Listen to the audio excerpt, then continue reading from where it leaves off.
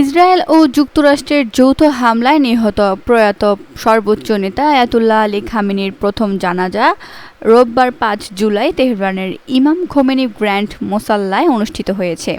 এতে তার ছেলে ও দেশটির বর্তমান সর্বোচ্চ নেতা মোজতবা খামেনিকে দেখা যায়নি। যদিও জানা যায় আলী খামেনির অপর ৩ ছেলে মাসউদ, মুস্তফা ও মেইসাম উপস্থিত ছিলেন। তাদের সঙ্গে ছিলেন প্রেসিডেন্ট মাসুদ পেজিশকিয়ান, রেভলিউশনারি গার্ডসের প্রধান আহমেদ ওয়াহিদি সহ সরকারের ঊর্ধ্বতন কর্মকর্তারা। বাবার জানাজায় অনুপস্থিতির কারণে মোজতবা খামেনির শারীরিক অবস্থা নিয়ে জল্পনা আরও বেড়েছে।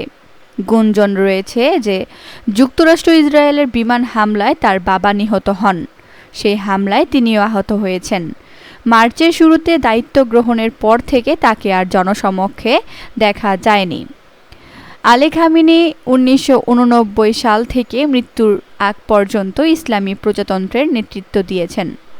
প্রয়াত সর্বোচ্চ নেতার আনুষ্ঠানিক শেষ বিদায়ের গত শুক্রবার ৩ জুলাই শুরু হয়েছে। আগামী এক সপ্তাহ ইরান ও ইরাকের বিভিন্ন স্থানে শোকানুষ্ঠান অনুষ্ঠিত হবে। ইরানি কর্তৃপক্ষের দাবি, এসব অনুষ্ঠানে ১,২০,০০,০০০ থেকে ২ কোটি মানুষ অংশ নেবেন।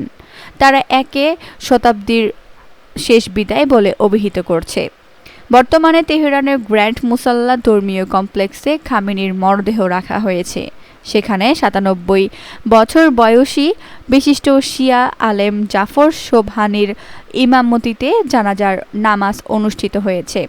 তিনি পবিত্র শহর কোমের ধর্মীয় শিক্ষা কেন্দ্রে শিক্ষকতা করেন। রোববার ইরান জুড়ে সরকারি ছুটি ঘোষণা করা হয়েছে। পরে সেদিনই তেহরানে সোমবারের শোভাযাত্রার আগে গ্র্যান্ড মোসাল্লা থেকে মরদেহ সরিয়ে নেওয়ার কথা রয়েছে।